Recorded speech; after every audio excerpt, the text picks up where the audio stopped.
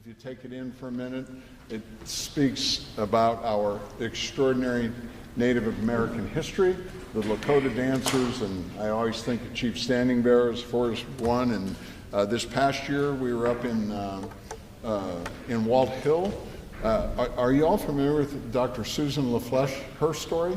She was the first Native American doctor in our country's history. Her father said, you have to learn English, you have to be her father sent her to the East Coast to school like in the 1860s, and she came home. She was the first Native American doctor in the history of our country. And she came back home and started practice in Walt Hill, Nebraska, and then built a hospital in 1912, and the hospital, by a whole bunch of extraordinary people, was restored and taking place. Suzanne and I were up to recognize a World War II veteran before the event, and of course, he was born in the hospital.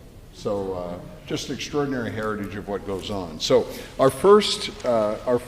we have 6 proclamations this morning. So hopefully everybody has the time to be able to take them all in and enjoy them. So our first one, Senator Holcroft, Rick Holcroft is here. It's Nebraska Olympian Recognition Month, and this one is really, really awesome because Nebraska's produced a number of extraordinary Olympians, and with the Olympics kicking off next month in February in Italy for the Winter Olympics, and it's really, really proud to recognize people that have competed at the highest level. And I think we've got some folks here, one that I know a little bit, and it's extraordinary when we think of Nebraskans that have did it all, competed at the highest level imaginable. So I talked long enough. Senator Holcroft, come on up, and we will recognize some extraordinary Nebraskans. Thanks for being here, Senator. Thank you, Governor. I appreciate it. Well, I'll use the mic. Well, good morning, and I'd like to thank everyone for being here this morning. Anticipation is building for the 2026 Olympic Games happening next month in Milan and Cortina, Italy. Nebraska is proud of our athletes from years past, as well as those who will be competing this year in Italy and at the Special Olympic Games in Minnesota this summer.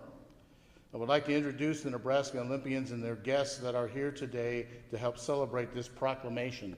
So as I announce your name, please make your way to the front here. Watch, there's a tripping hazard up here, but we'd like to get you up here and get a good picture after the governor signs the proclamation.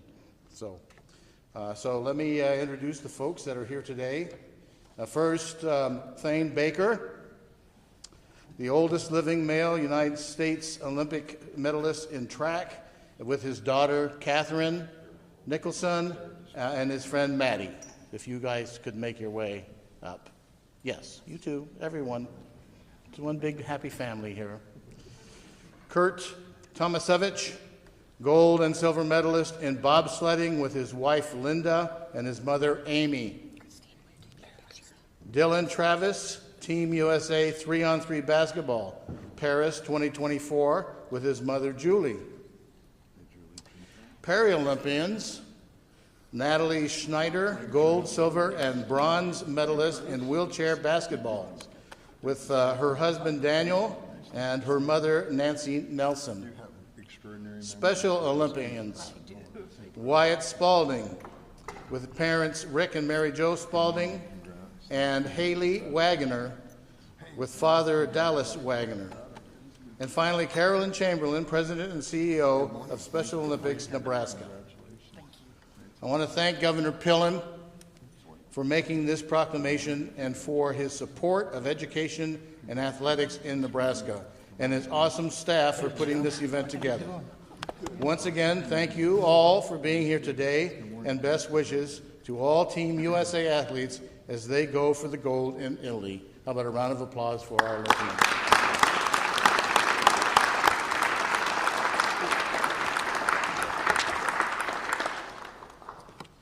Now, you might think we're not organized, but seriously, we created these obstacle courses this morning for the Olympians. We knew they could handle it, right? And it is. I tell you what, I don't think a lot of people can fully appreciate what the people behind us and their families, because it's really appropriate that families are along, wives, parents, because when you compete at this level, it takes extraordinary support. Every athlete will say, no way can I do this. Could I have done this myself? But incredible support. So just a gigantic congratulations. It's really, really cool. I have a great love for Curtis Thomas Savage. Curtis grew up, watched him, read about him as a kid in Shelby, played for Coach Osborne, so we have a lot in common that what we learned and what we were about. And then somehow this guy got this crazy idea about riding his bobsled down hills for 12 years? How many? 10 years. Yeah, 10 years, 2 Olympics. It's incredible. So let's go. Whereas the games of the 25th Olympiad and the 26th Winter Olympians held in Milan and Cortina, Italy from February 6th through the 22nd of 26. And whereas the Paralympic Games will be held in Milan and Cortina, Italy from March 6th through 13, 26. And whereas the 26 Special Olympics U.S. Games will be held June 20 to 26 in Minneapolis and St. Paul, Minnesota this year. And whereas Nebraska boasts medalists in a variety of Olympic events and recognizes the hard work and extraordinary commitment demonstrated by every Nebraska Olympian and their families, and as well as the support of their coaches.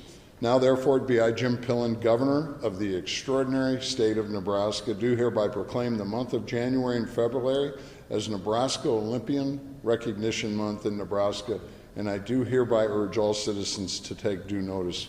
Congratulations, Olympians. It's awesome.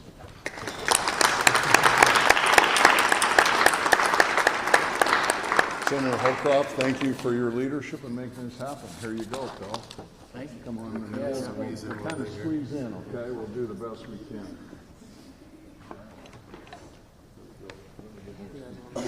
Just make like a stack. You guys kind of want to come in front. They can also. You can also go on top if you want to. Behind it.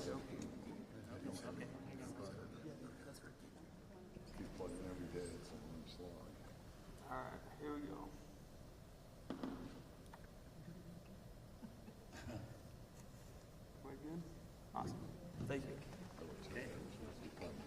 And you're all invited to come into the chamber during and we'll do an introduction after we start this morning.